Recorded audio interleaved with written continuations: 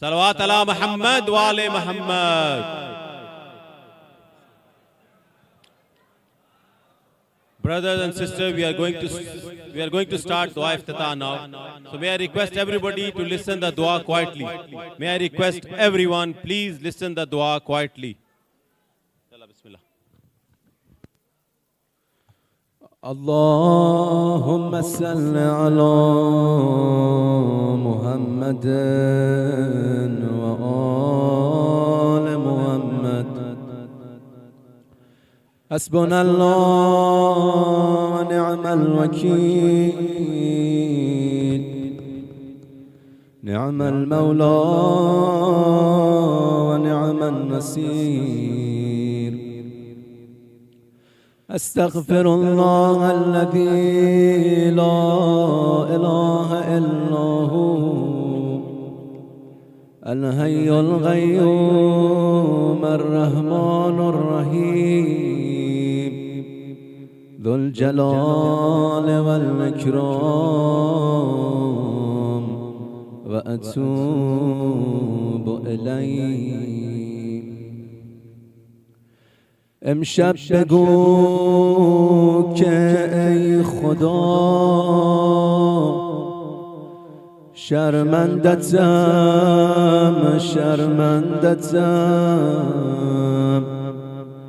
وا کن به روی من درو، من هرچی باشه بندتم. همه با هم یا ربنا یا ربنا یا ربنا یا ربنا یا ربنا.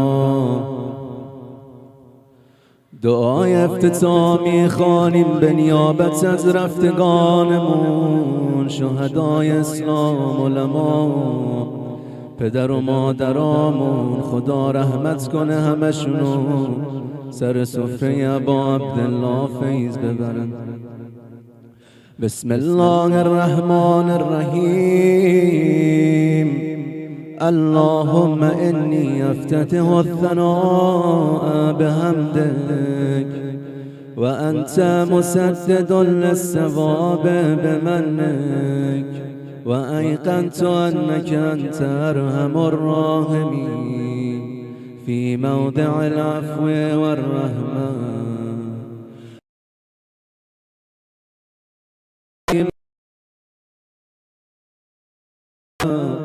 وأعظم المتجبرين في موضع الكبرياء والعظمة.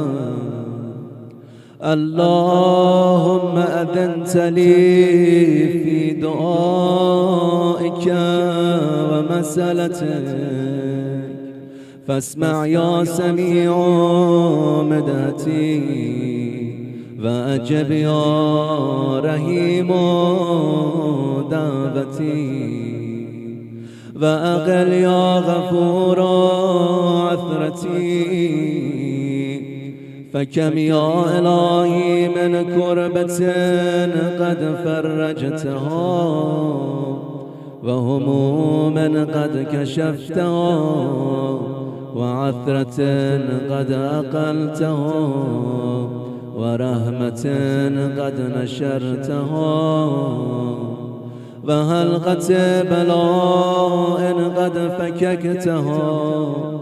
الحمد لله الذي لم يتخذ صاحبة ولا ولدا ولم يكن له شريك في الملك ولم يكن له ولي من الذل وكبره تكبيرا. الحمد لله بجميع موامده كلها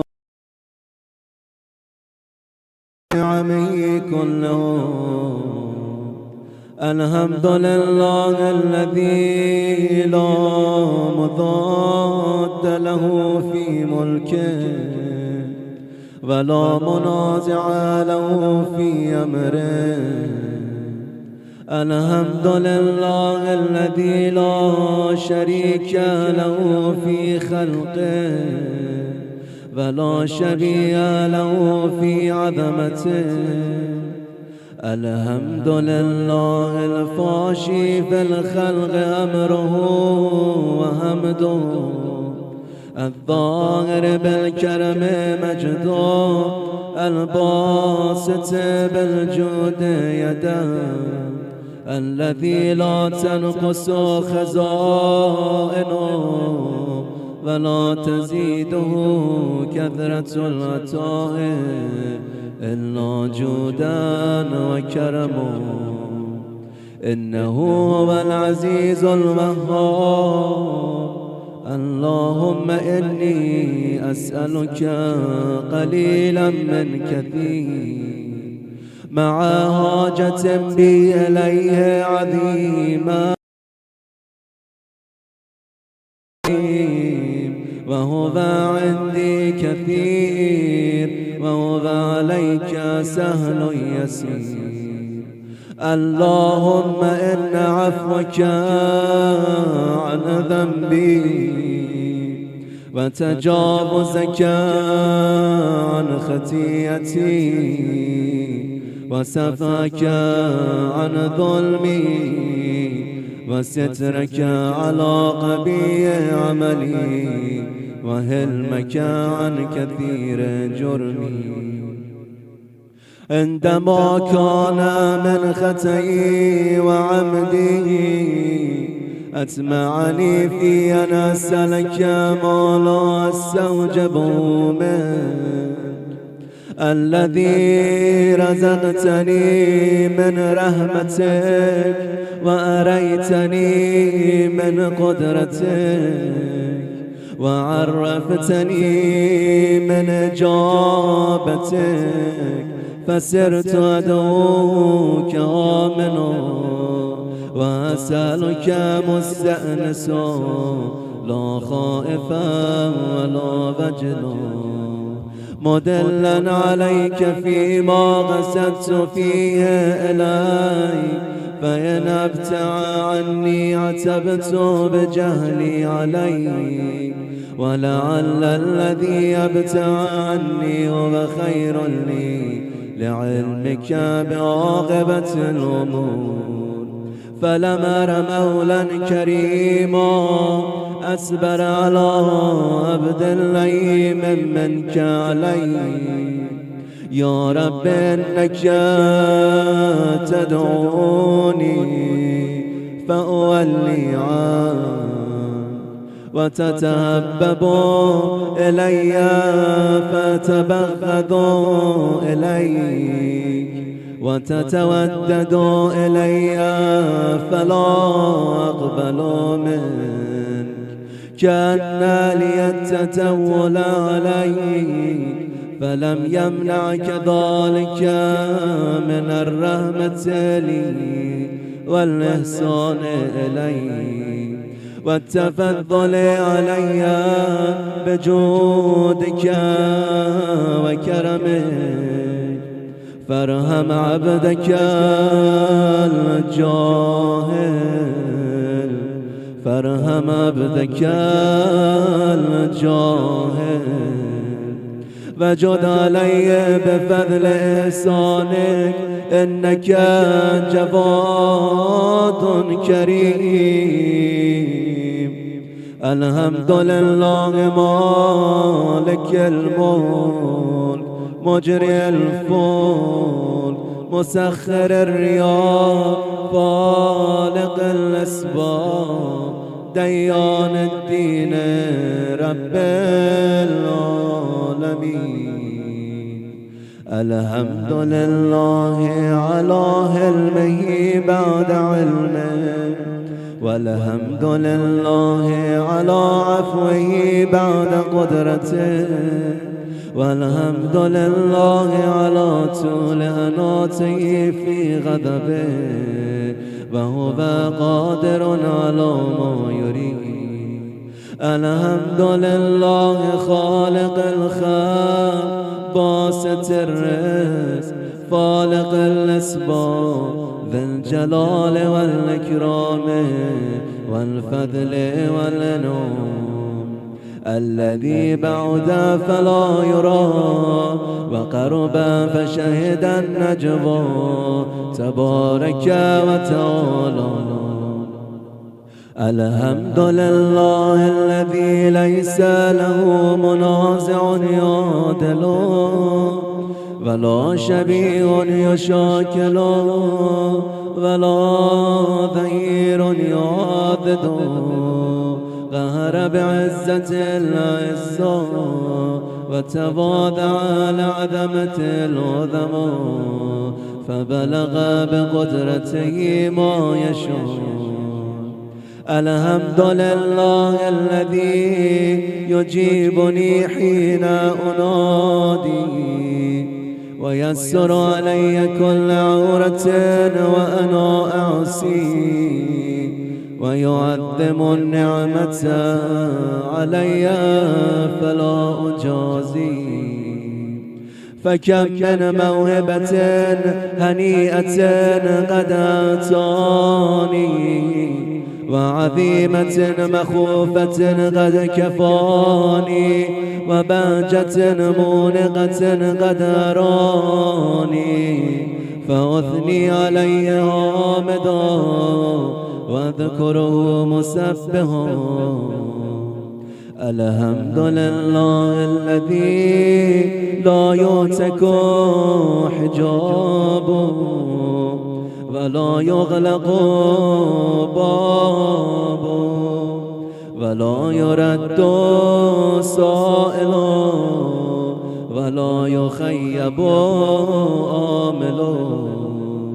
الحمد لله الذي يؤمن الخائفين وينجي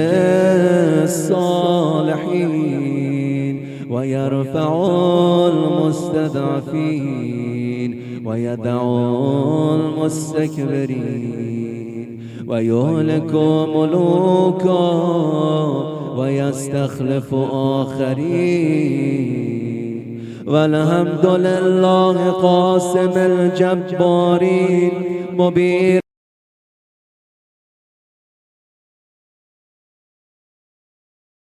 العالمين صريخ المستصرخين موضع حاجات الطالبين معتمد المؤمنين. الحمد لله الذي من خشيته ترعد السماء وسكانها وترجف الأرض وعمارها وتموج البحار ومن يسبح في غمراته. الحمد لله الذي هدانا لهذا وما كنا لنهتدي لولا أن هدانا الله. الحمد لله الذي يخلق ولم يخلق ويرزق ولا يرزق ويطعم ولا يطعم ويميت الأحياء ويحيي الموتى وهو حي لا يموت بيده الخير وهو على كل شيء قدير. صلوات.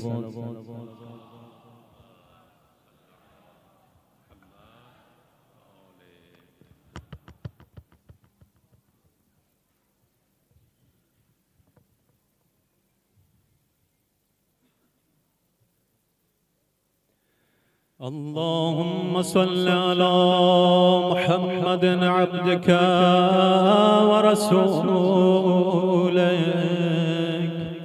وأمينك وصفيك وحبيبك وخيرتك من خلقك وحافظ سرك ومبلغ رسالاتك أفضل وأحسن وأجمل وأكمل وأزكى وأنمى وأطيب وأطهر وأسنى وأكثر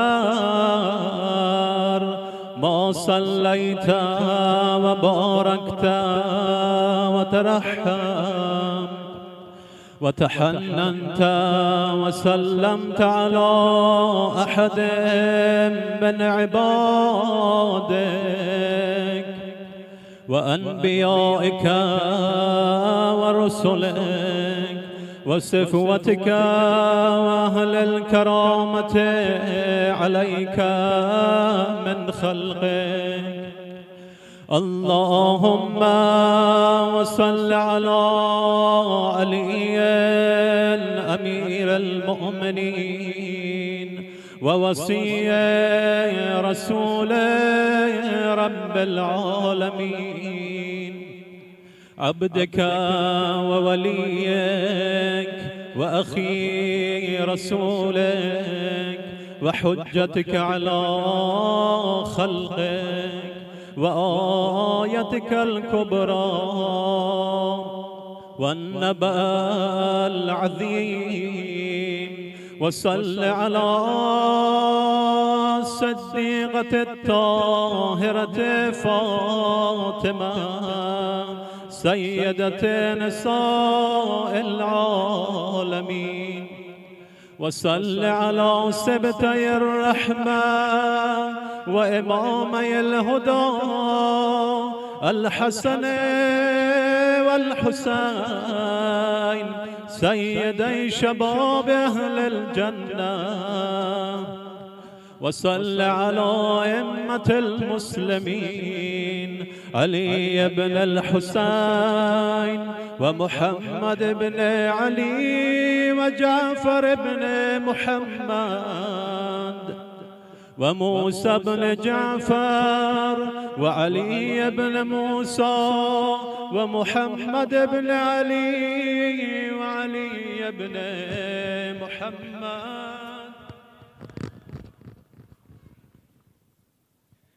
والحسن بن علي والخلف الهاد المهدي. حججك على عبادك وأمنائك في بلادك صلاة كثيرة دائمة.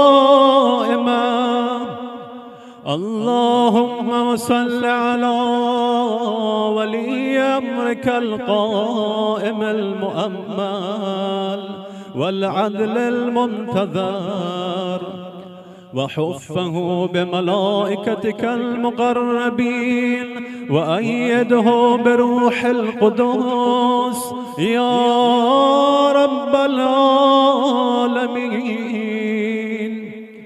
اللهم اجعله الداعي إلى كتابك والقائم بدينك. استخلفه في الأرض كما استخلفت الذين من قبله. مكن له دينه الذي ارتضيته له. أبدله من بعد خوفه أمنا. يعبدك لا يشرك بك شيئا. اللهم أعزه وأعزز به وانصره وانتصر به وانصره نصرا عزيزا وافتح له فتحا يسيرا واجعل له من لدنك سلطانا نصيرا. اللهم اظهر به دينك وسنة نبيك حتى لا يستخفي بشيء من الحق مخافة أحد من الخلق. اللهم إنا نرغب إليك في دولة كريمة تعز بها الإسلام وأهله وتذل بها النفاق وأهله وتجعلنا فيها من الدعاة إلى طاعتك والقادة إلى سبيلك، وترزقنا بها كرامة الدنيا والآخرة. اللهم ما عرفتنا من الحق فحملنا، وما قصرنا عنه فبلغنا. اللهم المم به شعثنا، واشعب به صدعنا، وارتق به فدقنا، وكثر به قلتنا، وأعزز به ذلتنا، وأغني به عائلنا، واقض به عن مغرمنا، واجبر به فقرنا، وسد به خلتنا، ويسر به عسرنا، وبيض به وجوهنا، وفك به أسرنا، وأنجح به تلبتنا، وأنجز به مواعيدنا، واستجب به دعوتنا، وآتنا به سؤلنا، وبلغنا به من الدنيا والآخرة آمالنا، وأعطنا به فوق رغبتنا.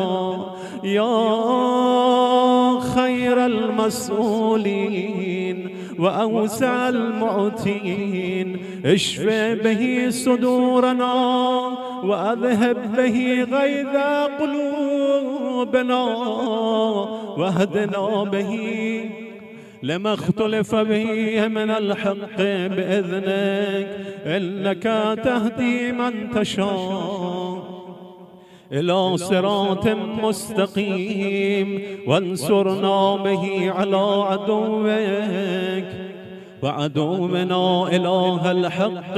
آمين.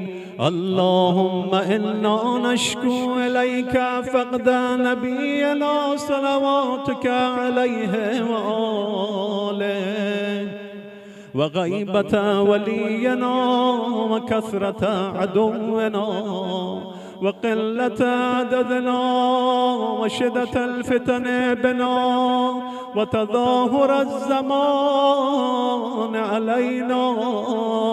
فصل على محمد وآله، وأعنا على ذلك بفتح منك تعجله، وببر تكشفه، ونصر تعزه، وسلطان حق تظهره، ورحمة منك تجللناها، وعافية منك تلبسناها، برحمتك يا أرحم الراحمين. الصلوات.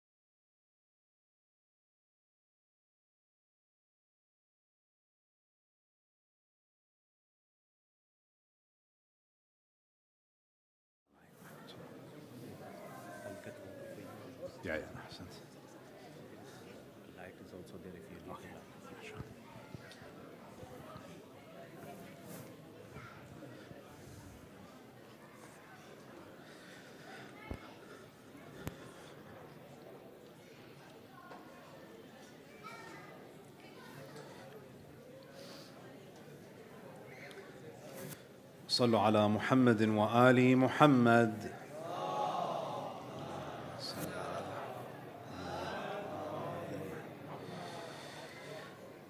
A second salawat for the love of Fatima Azhar alayha salam.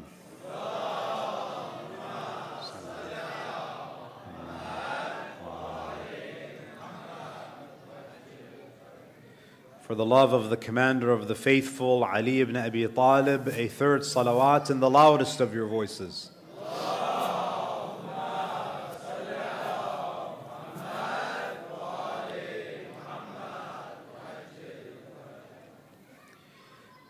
أعوذ بالله من الشيطان اللعين الرجيم. بسم الله الرحمن الرحيم. الحمد لله رب العالمين.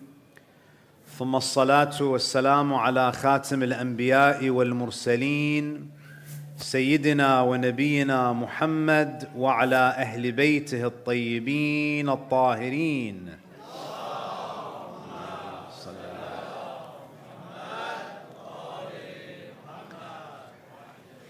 ولعنة الله على أعدائهم ومنكر فضائلهم من الآن إلى قيام يوم الدين. رب اشرح لي صدري ويسر لي أمري واحلل عقدة من لساني يفقه قولي. Respected elders, brothers and sisters, Assalamu alaikum wa rahmatullahi wa barakatuh.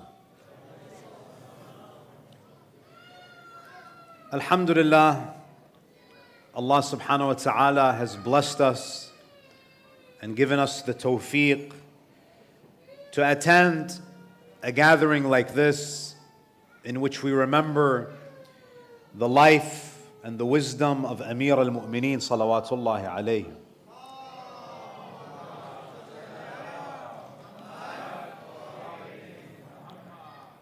Over the past few nights, I've been sharing some brief reflections on one of the wise sayings of Imam Amir al-Mu'mineen, which is found in the third section of Nahjul Balagha. And we were specifically looking at saying number 147. And as I had mentioned, this saying of Imam Amir al-Mu'mineen is a conversation between him and Kumail ibn Ziyad al-Nakha'i. And as we've seen, the theme of this conversation is knowledge and the sanctity of knowledge. Amir al-Mu'mineen alayhi salam, his entire conversation with Kumail is revolving around this concept of knowledge. One of the greatest problems in our communities, and this was a problem at the time of Amir al-Mu'mineen and it continues until today, and that is the problem of ignorance. The people, they are ignorant of what their responsibility is. They're ignorant of what Allah expects of them. And hence, because of their ignorance, they are easily influenced. They have not acquired the light of knowledge. And then the Imam alayhi salam, he explains to Kumail that, O Kumail, these hearts are contained. Speaking about human hearts. And we're not talking about physical hearts. We're talking about that center of consciousness, the qalb. All human beings, they have hearts. But we are different in the capacity of our hearts. There are some who have invested in their spirituality. They have lived lives of obedience to Allah subhanahu wa ta'ala, and through their obedience to Allah, they have increased the capacity of their hearts. And they receive more guidance from Allah. They receive more mercy and more grace. And there are those who have lived lives of transgression. Allah subhanahu wa ta'ala is not a part of their lives. They continuously disobey Him, and hence they have reduced and decreased the capacity of their hearts. Their hearts have become tiny little vessels that can't take very much.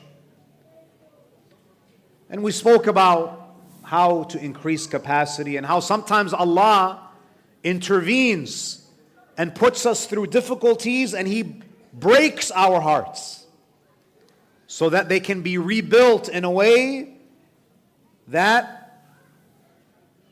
can receive more, where the hearts are increased in capacity. There's a signal for me to tell you, to request from you, if you can all stand up and move a little bit closer to the minbar, especially the brother's side. رحم الله من ذكر القائمة من آل محمد.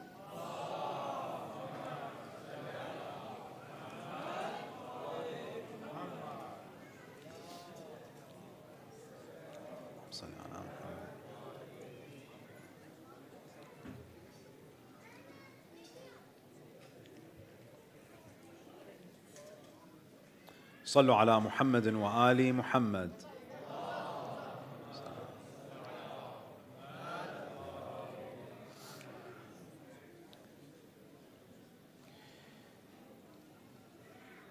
So Amir al-Mu'mineen alayhi salam, he begins this wasiyah to Kumail by essentially saying to him that people are not the same in terms of their hearts. And the differences between people's hearts is actually greater than the differences in their bodies. The diversity in the spiritual world is much greater than the diversity that we see in the material world. And this is why there are thousands upon thousands of degrees in Jannah. So even among the good people, there is massive diversity. And then the Imam alayhi salam, he said to Kumail, فَاحْفَظْ عَنِّي مَا أَقُولُ لَكَ. O Kumail, I want you to preserve what I am going to share with you. I want you to be that heart that has the ability to digest, process, and preserve what I am giving to you. Imam Amir al-Mu'mineen, he wants someone who has the capacity to hold and carry the knowledge that he's going to share. And then the Imam, he said to him, Ya Kumail, an-nasu thalatha. People are of three types. Fa'alimun Rabbani, the godly scholar, the one who has knowledge and is connected to Allah. And then the second is the learner, the one who learns from that godly scholar, but they learn for the right reasons. وَمُتَعَلِّمٌ عَلَى سَبِيلِ نَجَاتٍ, those who learn not because they want to show off, not because they want to just say that, oh, I am knowledgeable, not because they want to increase their worldly gains. No, they want to gain knowledge so that they can save their souls, so that they can attain salvation. And then the third, وَهَمَجٌ رُعَاء, those who don't have understanding, they don't have knowledge, and they're blown by the winds of the current trends. Whatever the current trend is, they go with the flow. They ride the bandwagon. Whatever the bandwagon is today, they're on that bandwagon. They have no discernment. And then the Imam, he explains, Ya Kumail, al-ilmu khayrun min al-mal. Knowledge is better than wealth. And then he explains why knowledge is better than wealth. And then, as we mentioned last night, there's a point in the wasiyah where the Imam alayhi salam, he says to Kumail, he says, إِنَّهَا هُنَا لَعِلْمًا جَمًّا. Imam, he points at his chest. He says, Ya Kumail, there is an abundance of knowledge that is here, in the chest of Ali, in the heart of Ali. Ali is overflowing with knowledge. He says, "O Kumail, there is an abundance of knowledge that I have." وَأَشَارَ إِلَىٰ صَدْرِهِ, and he pointed to his chest. And then the Imam says, لَوْ أَصَبْتُ لَهُ حَمَلًا. If only I could find people to give this knowledge to. Amir al-Mu'mineen, he was not appreciated. Many of you know the famous story when the Imam says to the people who are living with him, "Saluni, saluni qabla an tafquduni." Ask me before you lose me. And then that ignorant man said to Ali, "Oh Ali, how many hairs do I have on my head?" This is a question that you ask from Amir al-Mu'mineen? You ask a silly question like that of a man who, if you were serious, he could show you how to attain nearness to your Lord and gain eternal bliss. What a tragedy. So the Imam complains. He says, "I wish I had people to give this knowledge to." And then the Imam mentions that yes, I have encountered people in my life who are intelligent, but they cannot be trusted with this sacred knowledge. They're clever, they're smart, but they have corrupted hearts. And if I give them that deep Islamic knowledge, they will use it as a tool to increase their worldly gains. They will use religion for dunya. They'll abuse this religious knowledge. So the Imam says, I have found people who are very smart, but they have ill intentions. And I can't give this sacred knowledge to them. This knowledge is an amana, it's a trust. And the Imam says, and I have also found people who have very good intentions, but they're foolish. They're simple-minded people. They don't have basira, they don't have insight. So I have one group, they're smart, but they don't have the right intentions. And I have people who have the right intentions, but they're not wise.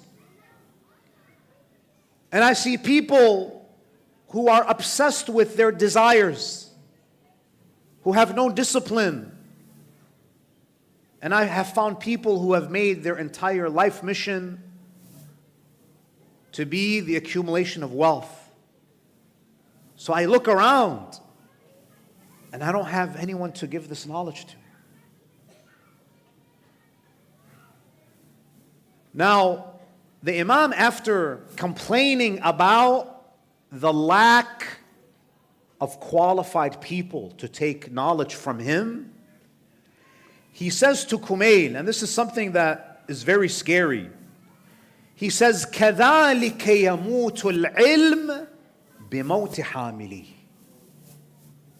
Imam, he says, this is how knowledge perishes. When you have carriers of knowledge who do not find suitable students to receive that knowledge. This is how knowledge dies. But as we mentioned, brothers and sisters, the Imam here is not speaking about that basic general knowledge that is available to all people. The Imam is saying that there is deep Islamic knowledge that most people don't know about.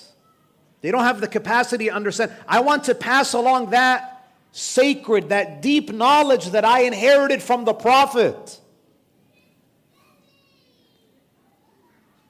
So the Imam alayhi salam, he then explains that there are very few, I don't find many people to pass on this deep knowledge to. And then what does the Imam say?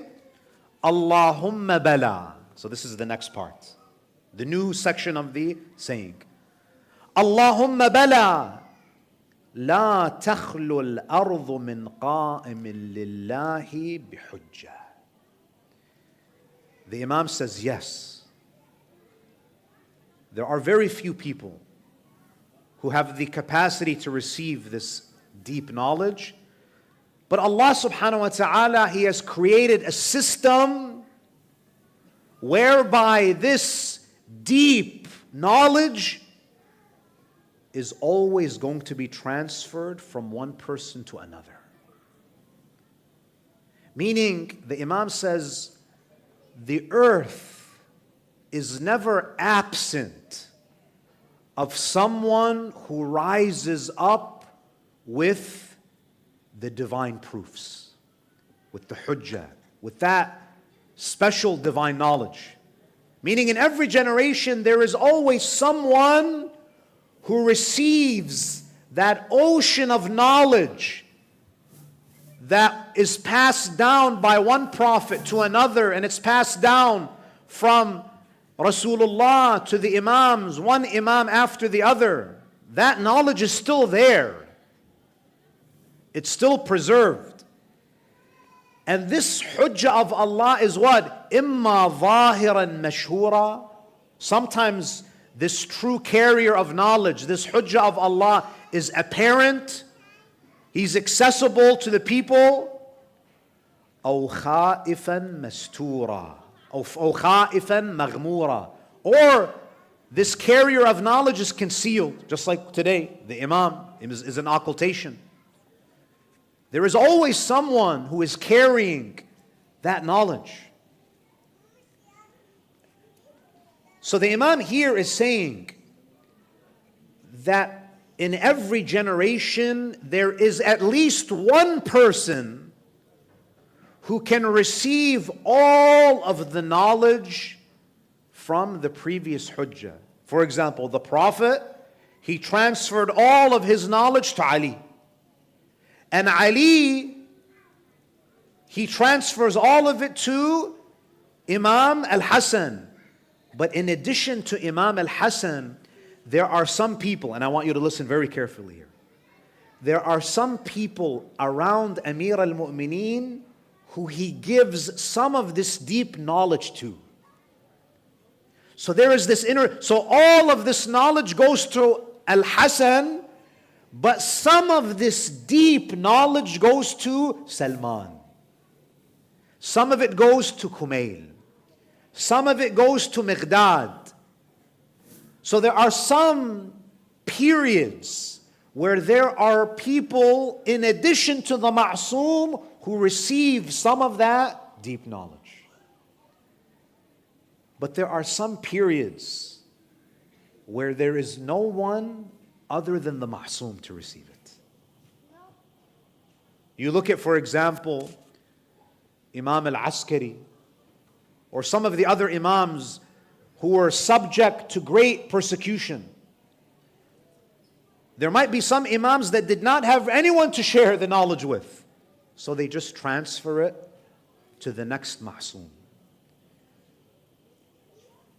The point here being that Allah subhanahu wa ta'ala, He never allows that knowledge that He gave to the Prophet to leave this world. You know, when we speak about Ali, and this is one of those nights in which we speak about him, when the Prophet said, "Ana Madinatul Ilm wa Aliyun babuha," I am the city of knowledge and Ali is its gate. This Madinatul Ilm, which is the knowledge that was given to the Prophet, it's not going to die with the Prophet. It was passed down to Ali. And Ali is going to pass it down to his successors. But what we need to do as followers of Ahlul Bayt is that we need to purify our hearts so that we can also start to comprehend the deeper aspects of Islam. We don't want to just be like the general public, just be given the ABCs of Islam. We want more than that. We want to elevate ourselves to the level of people like Kumail. Because in our era, the people who have inherited the deeper Islamic knowledge are the ulama that are in the hawza. You see, this is why the Islamic seminaries are important. And anyone who tells you, oh, these ulama, they're out of touch, we don't need scholars, these people have no clue what they're talking about. Because it is our maraji'. Our maraji' are like the Kumails and the Salmans and the Miqdads who have preserved that deep knowledge. And therefore, as communities, if we want to be connected to those hearts that have developed the capacity to take knowledge from Ahlul Bayt and pass it from one generation to another, we have to connect ourselves to the great mujtahideen of the houses. It's very important. Because the moment our communities disconnect from the hawza, we will become like the third group. We will be like those leaves that are on the ground that are blown by the wind. Because we're not connected to the tree. Today, the tree of Ahlul Bayt is represented by the hawza. Scholars who have devoted their entire lives to studying the traditions of Ahlul Bayt. We want to be a leaf that is connected to that tree. Because the leaf that is on the tree is much less likely to be blown away than the leaf that is disconnected from the tree. So Amir al-Mu'mineen alayhi salam, he says, if it was not for the fact that in every generation there is someone who is inheriting that knowledge that Rasulullah gave to Ali. If it wasn't for that, the Imam says, if it wasn't for that person who is either zahir, who is an Imam that is apparent, or an Imam that is isn't, لِأَلَّا تَبْطُلَ حُجَجُ اللَّهِ وَبَيِّنَاتُهُ. If it wasn't for this system of inheriting knowledge, the proofs and this divine knowledge would have been lost. It would have vanished from the earth. And then look at what the Imam says. وَكَمْ ذَا وَأَيْنَ أُولَٰئِكَ. But where are those people who are inheriting that ocean of knowledge? Where are they? And how many of them are there? How many of them are there? The Imam says, أُولَٰئِكَ وَاللَّهِ الْأَقَلُّونَ عَدَدًا. The Imam says, the people who are inheriting the knowledge of Ahlul Bayt, and they are preserving it, and they're passing it down to the next generation, Imam Ali ibn Abi Talib says, I swear by Allah, they are very few in number. They are the rarest thing in this world. They're very rare. وَالْأَعْظَمُونَ قَدْرًا. They are very few in number. You know, how many mujtahideen and maraji' do we have in the world today? They're very few. They're very few in number, but Imam says what? They are very great in their position with Allah. You know, this is why we respect ulama.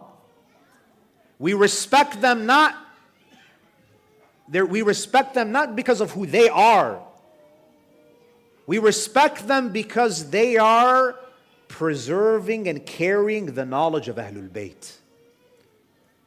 Our respect for them is a reflection of our reverence for the knowledge that the Prophet passed down.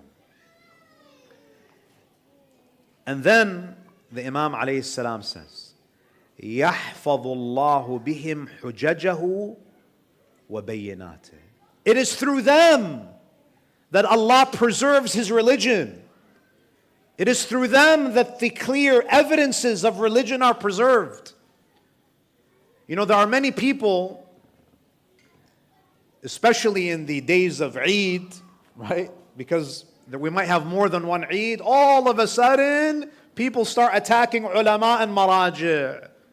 How come the maraji' are not united? So I have a question. Why is it that only one day out of the year you want to talk about unity? Only on Eid, unity is important? Unity is not important on any other day, only on Eid? And the same ulama, the same maraji' who are attacked, and oftentimes the people who want to argue with ulama about when Eid is, they don't understand fiqh and they don't even understand how the moon works. They don't have the basics. And then they have the audacity to criticize this marji' and that marji'. But when they need to get married, all of a sudden, you want to go to the ulama. Because you know that they are the only ones who can teach you to recite the nikah properly so your husband and your wife can be halal for you. When you want to get divorced, if it wasn't for these maraji' and ulama, your wife and your husband would not be halal for you because you wouldn't know how to get married according to the fiqh of Ja'far al-Sadiq. You wouldn't know.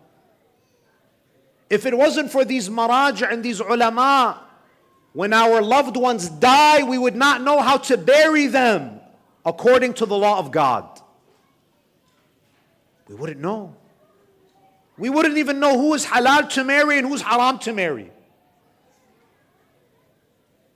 We wouldn't know. We wouldn't know the red lines. Allah preserves His religion through these types of people. Through the ulama. Those who have devoted their entire lives to the service of Islam. And then the Imam says, these carriers of knowledge, he says, حَتَّى يُودِعُوهَا نَظَائِرَهُم. They carry this knowledge and they wait to deposit it into the hearts of people who are like them.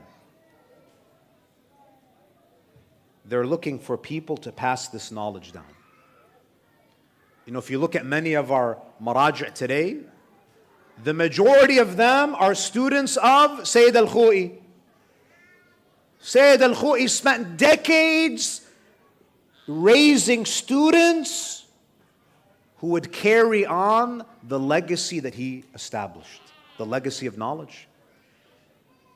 They're doing a lot of work while you and I are just sitting and enjoying life and working, and they're spending days and nights distinguishing whether Imam al-Sadiq said this or he didn't say this.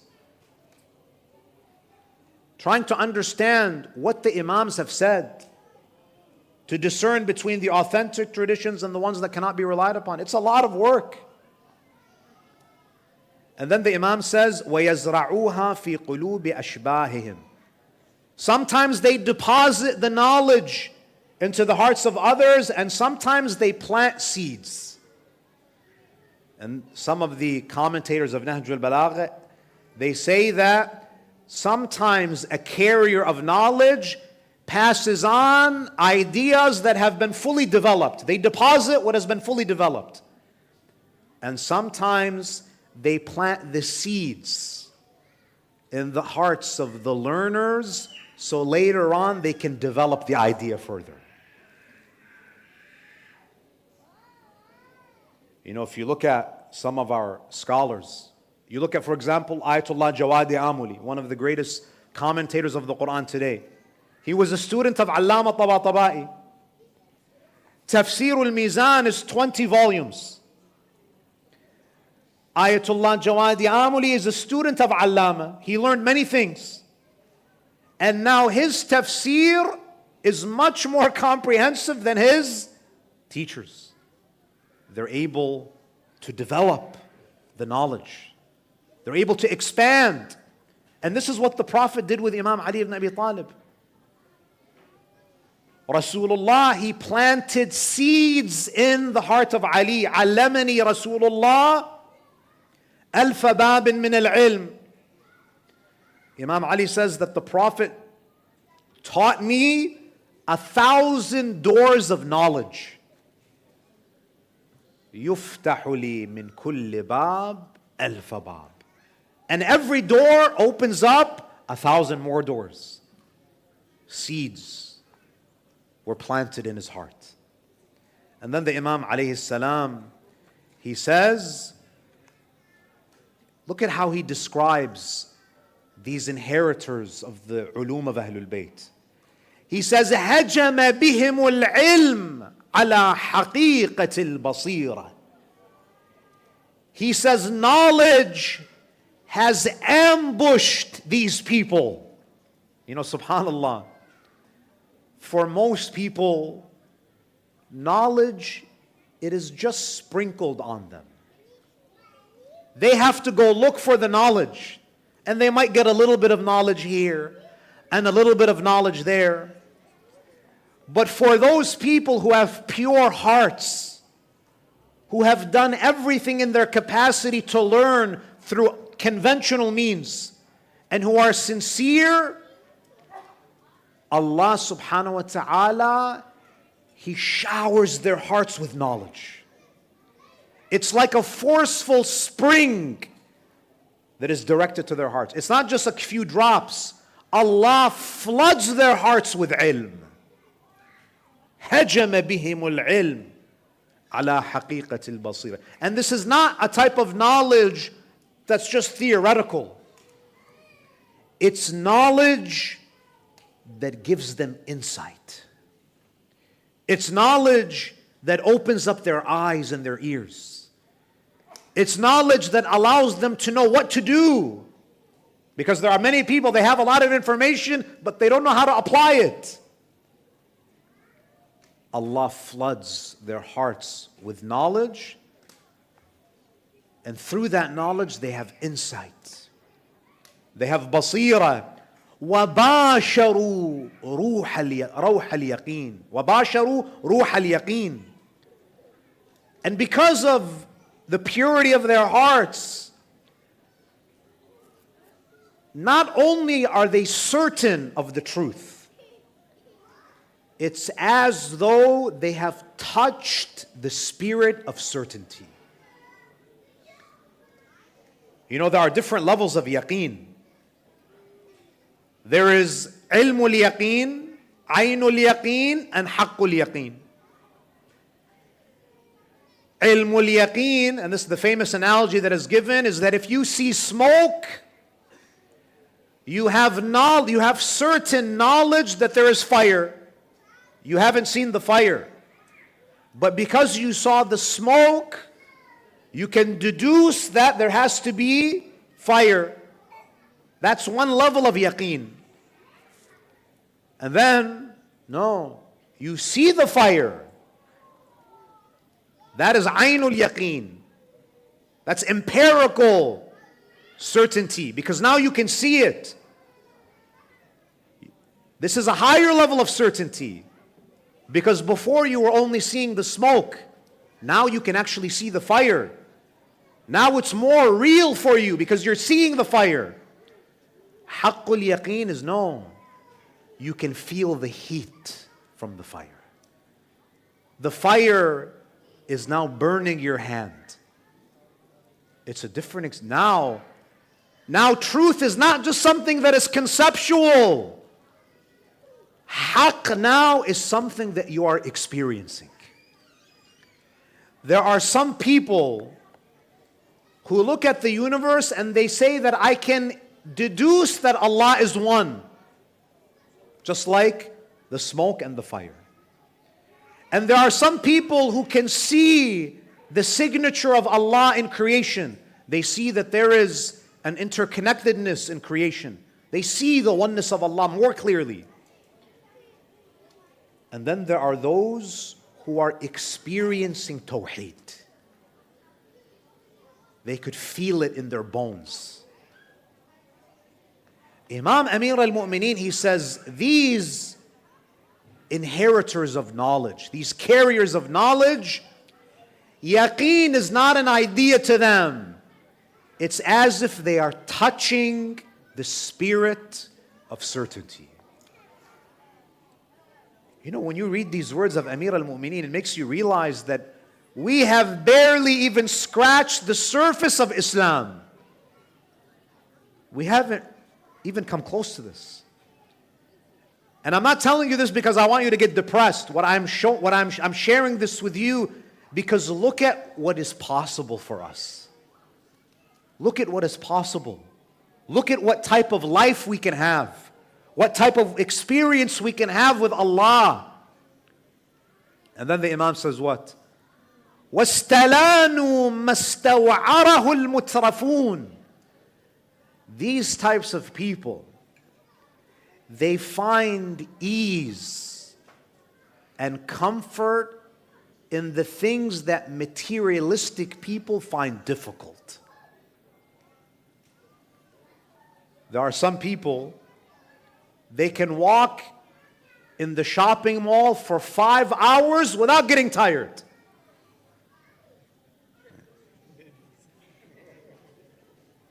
I'm trying not to look at this side of the room. They can walk in the malls for 5 hours, and even for the brothers, they can sit and watch a football game for hours. Right, just to be fair. But you tell them, stand up for Salatul Layl, 11 rak'ah, it will take you no more than 15 minutes. It's too difficult. I can't. The same person who can stand up for hours doing something related to dunya, you tell them to stand, forget about Salatul Layl, even what 2 rak'ah prayer, it's too difficult, too tired. They pray in Jama'ah prayer, oh, the Mawlana recites too slowly. Salah is 2 minutes longer than it normally is. They find it difficult. Imam says, these people who have experienced the truth, what is difficult for most people, they find their relaxation in this. For most people, relaxation for them is to just sit and eat snacks and talk. That's relaxation. For Ahlul Bayt, Salah itself is the relaxation. For Amir al-Mu'mineen, to be in sujood with Allah, that is the relaxation. That is where they find peace. For many of us, even on the nights of Qadr, we will do a'mal and then we will need a break. For Ahlul Bayt, the a'mal are the break from dunya. It's a totally different experience. For them, dua is the break. Dua is when they can relax, because now they're alone with Allah. They're with the best companion.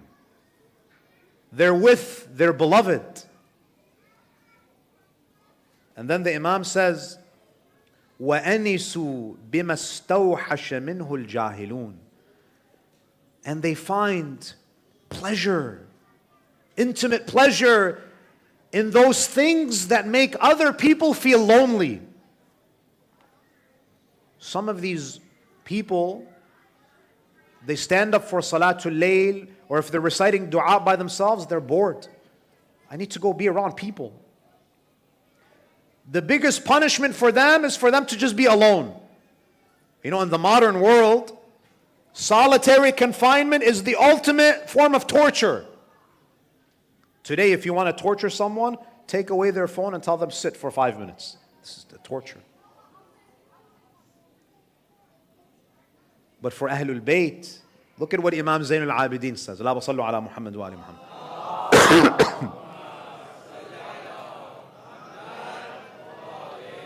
He says, لو مات من بين المشرق والمغرب لَمَا اسْتَوْحَشْتُ بَعْدَ أَن يَكُونَ الْقُرْآنُ مَعِي.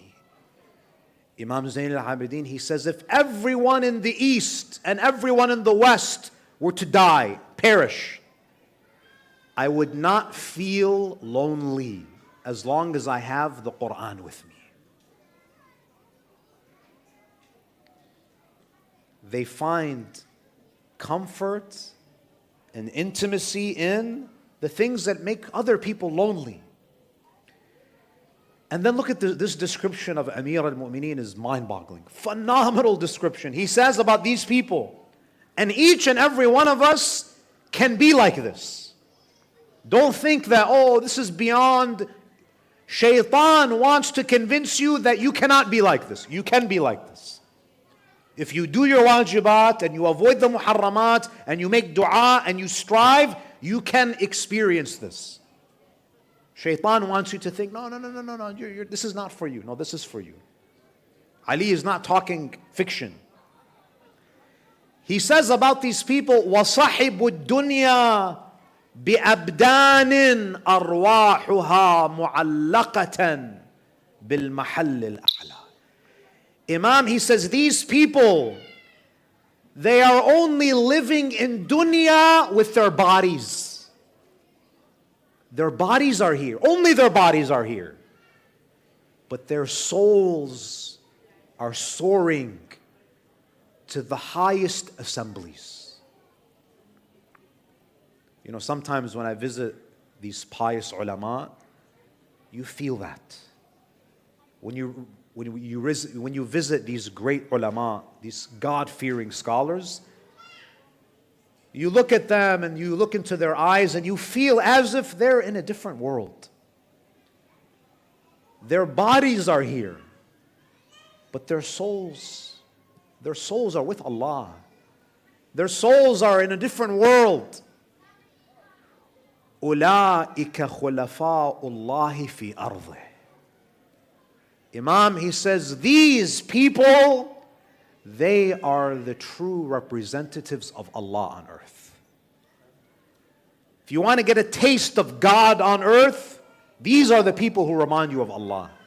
These are the people who remind you of your Creator. وَالدُّعَاةُ إِلَىٰ دِينِ. These are the people, these are the real callers to the religion. Many people, they call to themselves. These are the ones who really call you to God. And then look at what the Imam says. He says, آهٍ شوقا إلى رؤيتهم.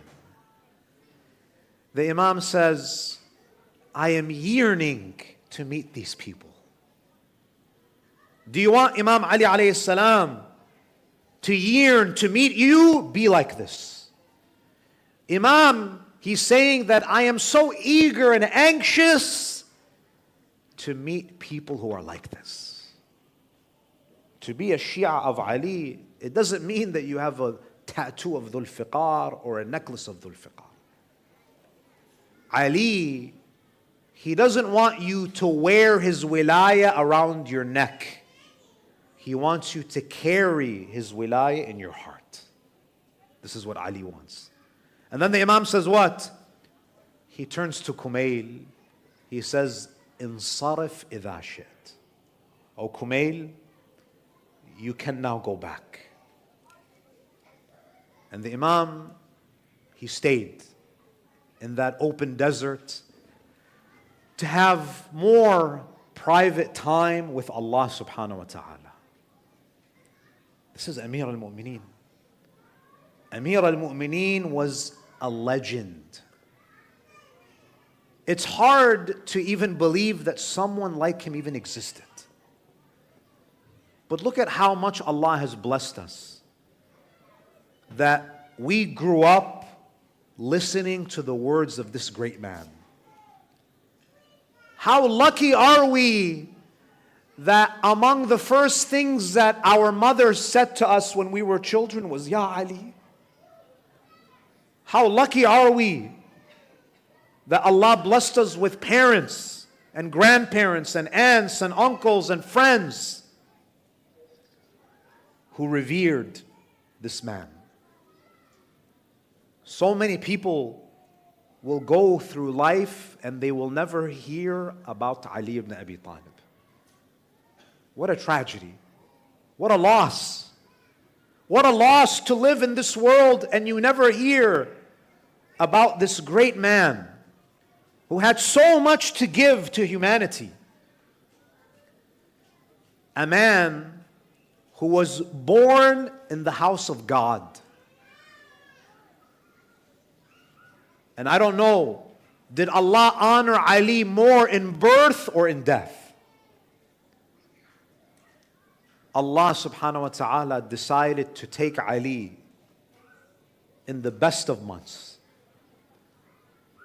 Allah Azza wa Jal decided to take the soul of Ali in the best of nights, not just in the month of Ramadan, which is the best of months, in the nights of Qadr, in the best of nights of Ramadan, in the best of places, in the house of Allah, in the masjid, doing the best of deeds, which is salah. And he was struck doing the greatest thing in salah, which is sujood. This is a special person. This is a person who was loved not just by Rasulullah, but by Allah.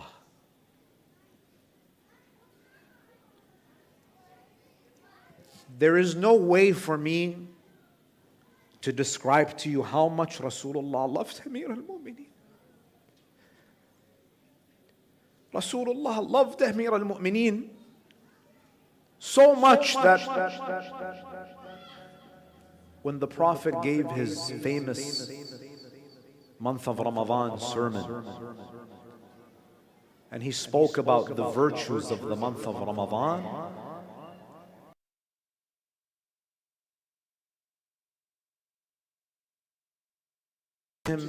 يا رسول الله ما أفضل الأعمال في هذا الشهر. Ya Rasulullah, what is the best thing to do in the month of Ramadan? The Prophet, he says, Ya Ali, أفضل الأعمال الورع عن محارم الله. Oh Ali, the best thing in the month of Ramadan is to refrain from whatever Allah has prohibited. And then suddenly the Prophet began to cry. Amir al-Mu'mineen, he said, Ya Rasulullah, وَمَا يُبْكِيكِ? Why are you crying, Ya Rasulullah? قال يا علي أبكي لما يستحل منك في هذا الشهر. Oh Ali, I cry for what will happen to you in the month of Ramadan. كأني بك وأنت تصلي لربك. Many decades from now, O Ali, I can see you praying. وقد انبعث إليك أشقى الأولين وضربك على قرنك. I can see, O Ali, many years from today, you praying in your mihrab when the worst of creation attacks you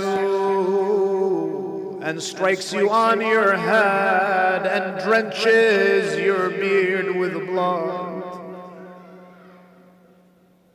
The first one to cry for Amir al-Mu'mineen was Rasulullah.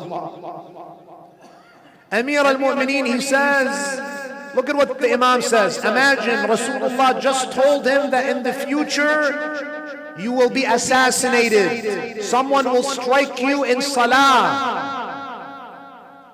an ordinary person would ask, Ya Rasulullah, is it going to be painful? Who is going to be my assailant? No, but not Ali.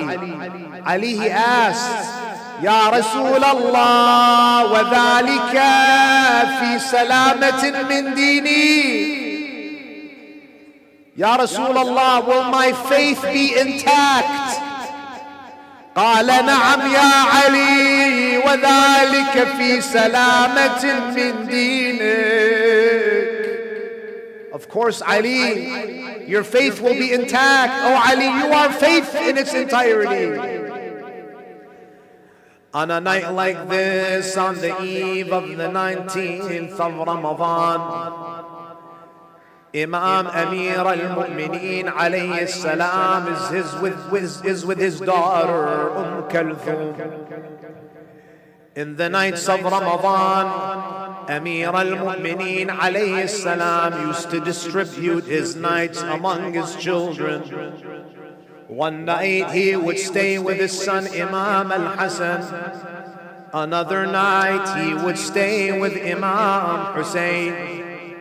On another night, he would spend his evening with Sayyida Zainab. But on this particular night, he is with his daughter. On the eve of the 19th of Ramadan, at the time of iftar, I presented my father Ali with a tray of food.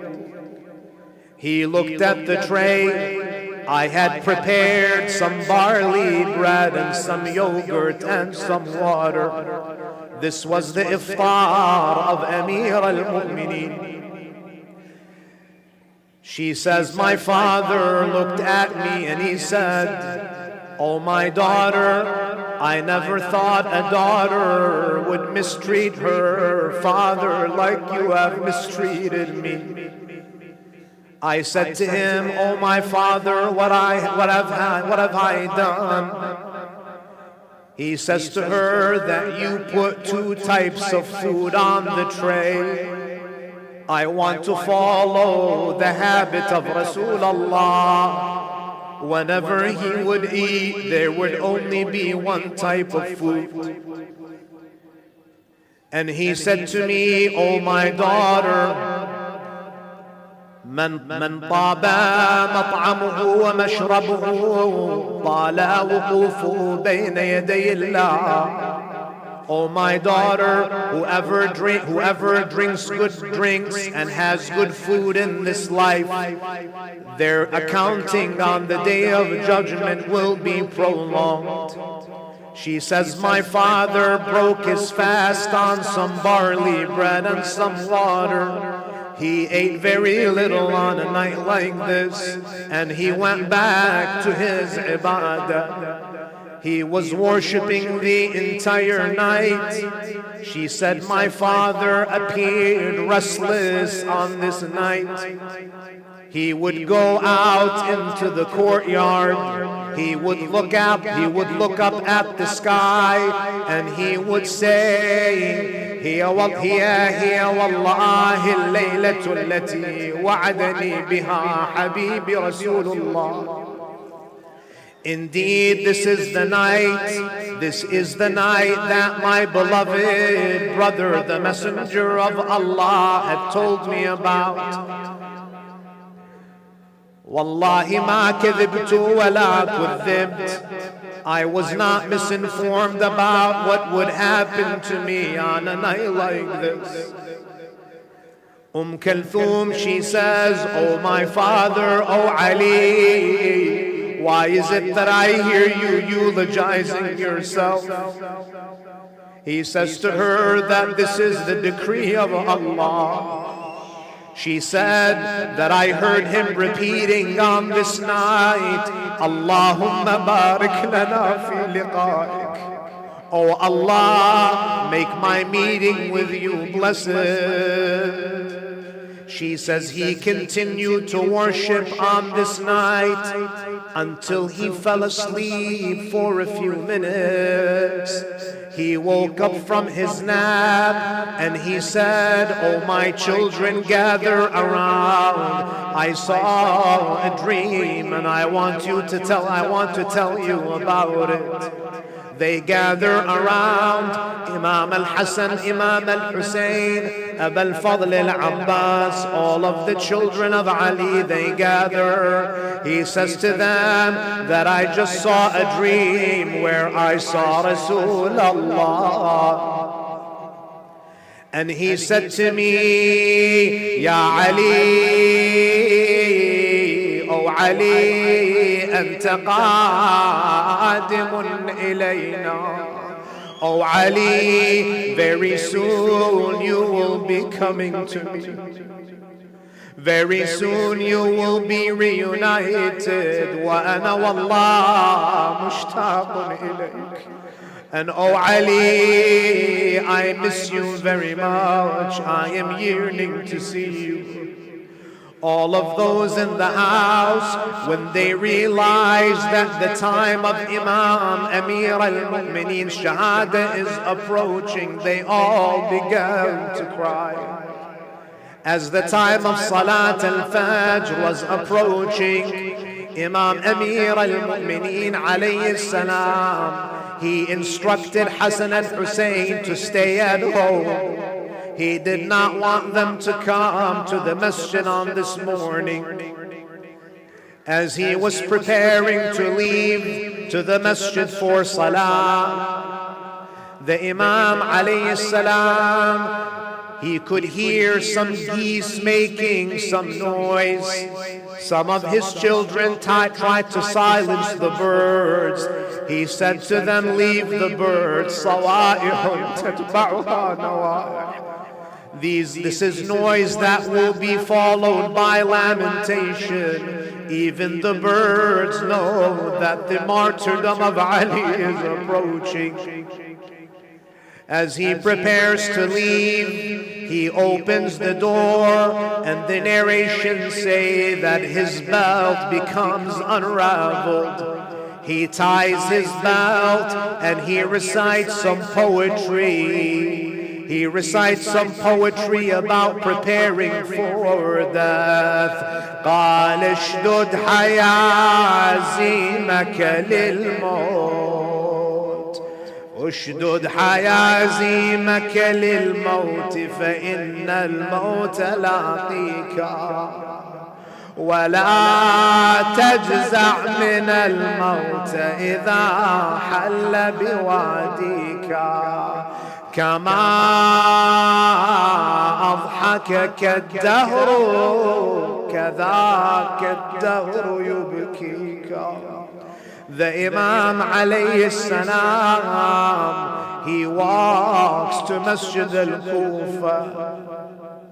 As he's walking to Masjid al-Kufa, he is reciting the praise of Allah, saying, "Allahumma barik lana fi liqa'ik." Until he arrives in the masjid, it is still some time before Salat al-Fajr. He sees some of the mu'mineen sleeping in the masjid. One by one, he wakes them up for Salat al-Fajr. Until he comes across a man who is sleeping on his belly. The Imam alayhi salam, he goes to him, he wakes him up, and that man was Ibn Muljim.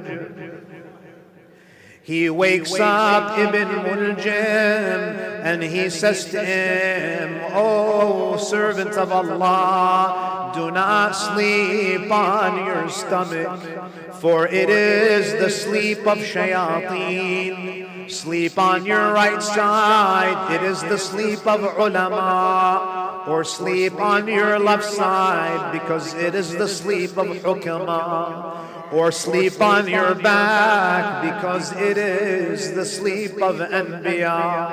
And if you wish, I can tell you what you are hiding under your garments."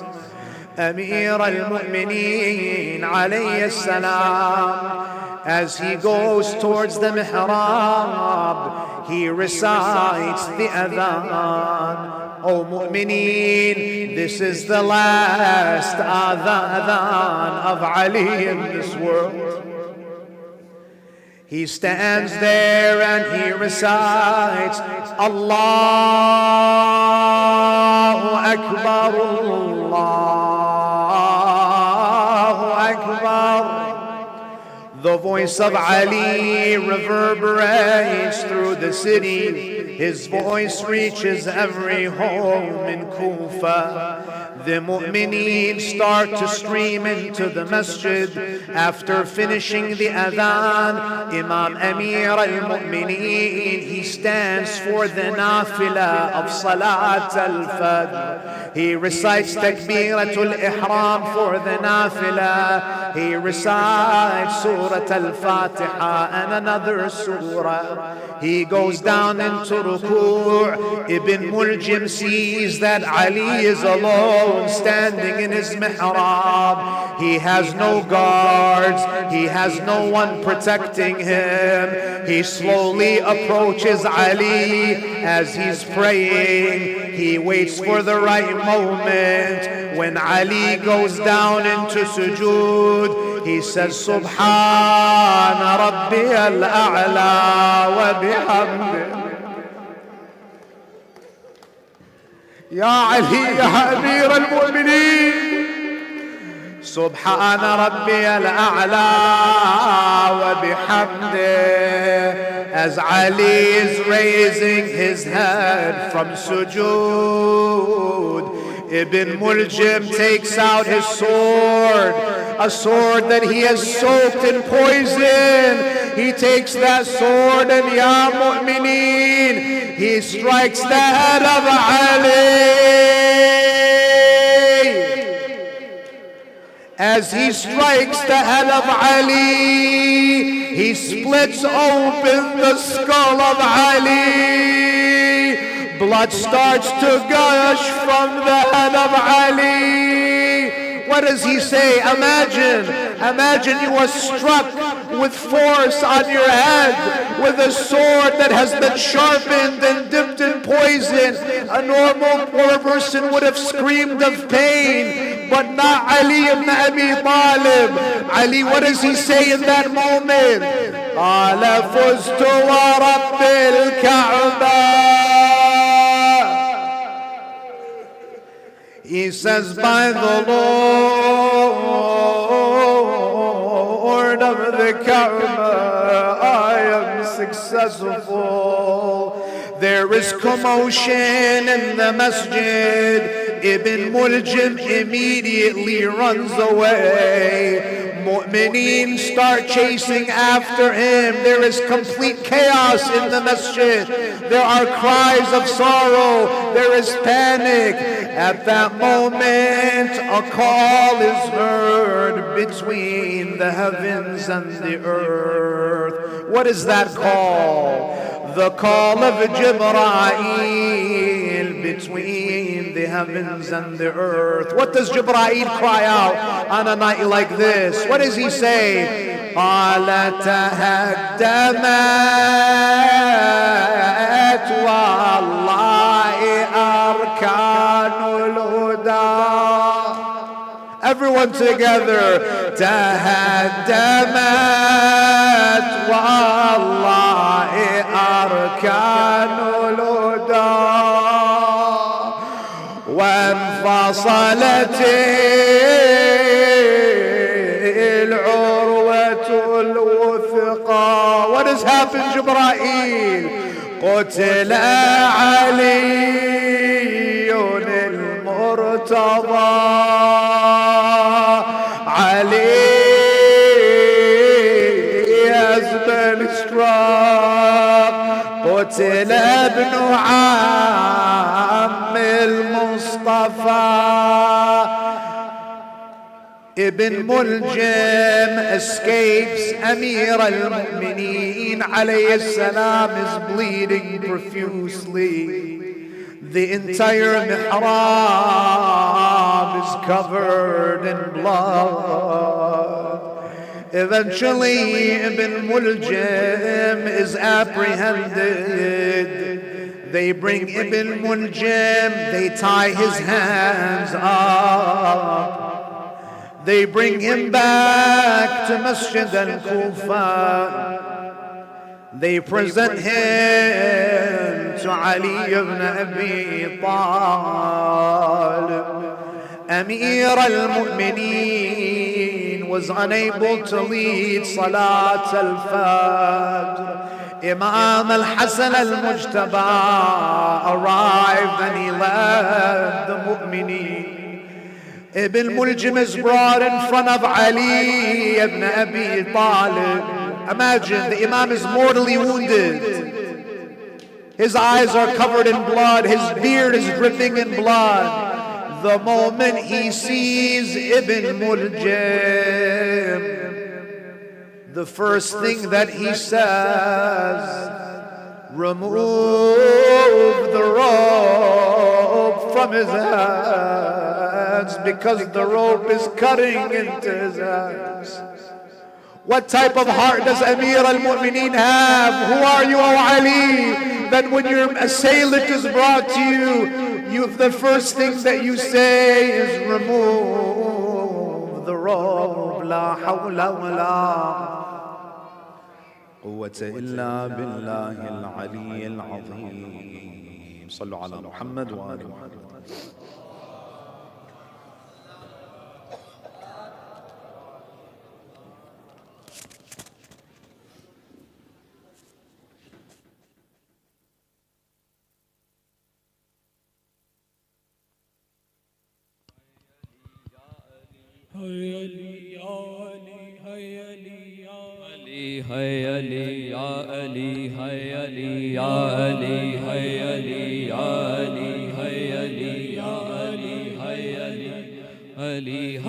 Ali,